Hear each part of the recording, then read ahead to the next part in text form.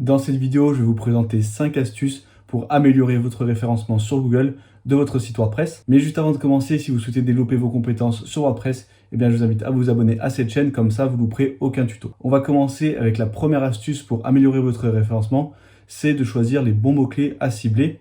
Vous devez choisir des requêtes qui ne sont pas trop concurrentielles pour avoir une chance de vous faire référencer assez rapidement.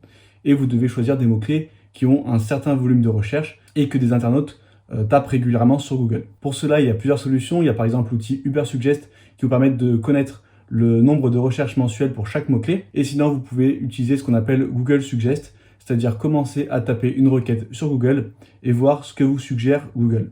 Et donc, les mots-clés qui vont être suggérés, ce sont des mots-clés qui sont tapés par les internautes. Je vais vous montrer un exemple sur mon ordinateur. Là, si je tape par exemple formation, on va voir plusieurs mots-clés qui sont recommandés. Et si je continue et que je marque formation WordPress, on a encore d'autres mots-clés qui sont recommandés ici. Et donc ça, c'est des mots-clés qui sont régulièrement tapés par des internautes. Et donc, une fois que vous avez sélectionné les mots-clés que vous souhaitez cibler, des mots-clés qui sont dans votre thématique, il va falloir cibler un seul mot-clé par page. Il faut éviter de cibler plusieurs mots-clés sur une même page.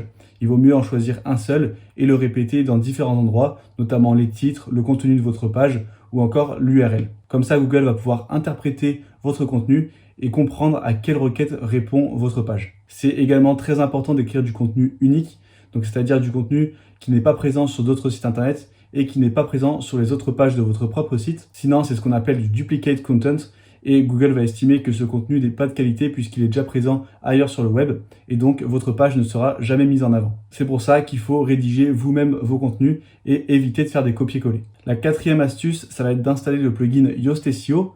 Donc c'est un plugin WordPress gratuit et une fois que vous l'avez installé, vous retrouverez ici dans vos articles de blog, vos pages ou vos produits si vous avez une boutique en ligne, un petit onglet avec différentes informations pour votre référencement. Là, je vais passer rapidement sur ce plugin, mais si vous voulez en savoir plus, j'ai fait une vidéo complète dédiée à ce sujet qui s'affiche juste ici. Dans cet encadré, vous allez pouvoir taper une requête cible. Là, ça va être le mot-clé que vous ciblez pour cette page. Par exemple, article de blog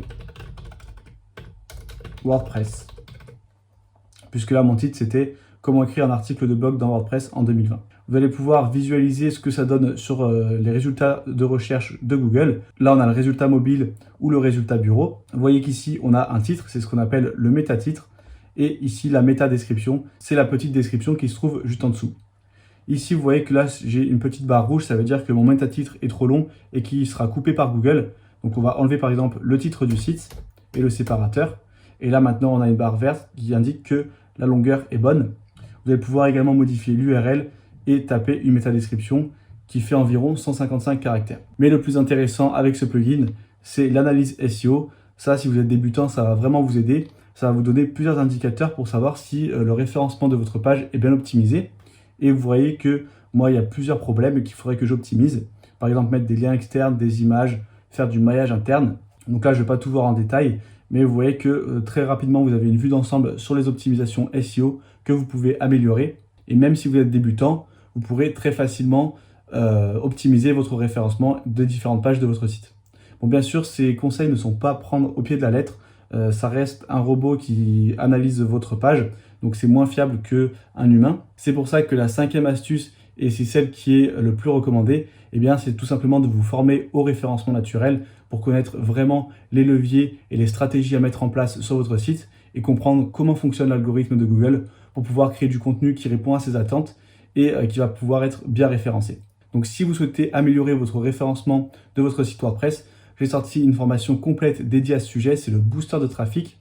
Ici, vous retrouvez tout le programme, vous avez le lien en description. Comme ça, vous pourrez voir le programme détaillé de cette formation.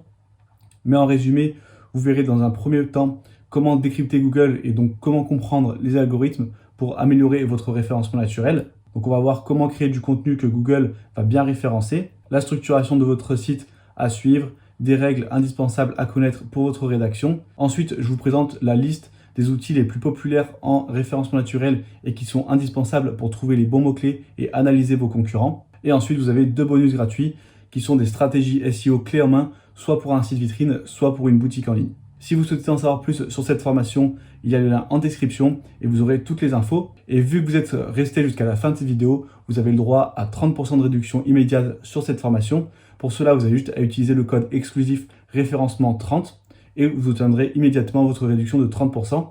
Donc ça, c'est valable uniquement pour les 15 premières personnes qui vont l'utiliser. Donc je vous invite à tester ce code et voir s'il est encore disponible, si la formation vous intéresse. On arrive maintenant à la fin de cette vidéo, j'espère qu'elle vous aura aidé à comprendre comment améliorer votre référencement sur WordPress. Si c'est le cas, n'hésitez pas à liker et commenter pour améliorer le référencement de cette vidéo. Si vous n'êtes pas encore abonné à la chaîne, vous êtes libre de le faire dès maintenant en cliquant juste ici.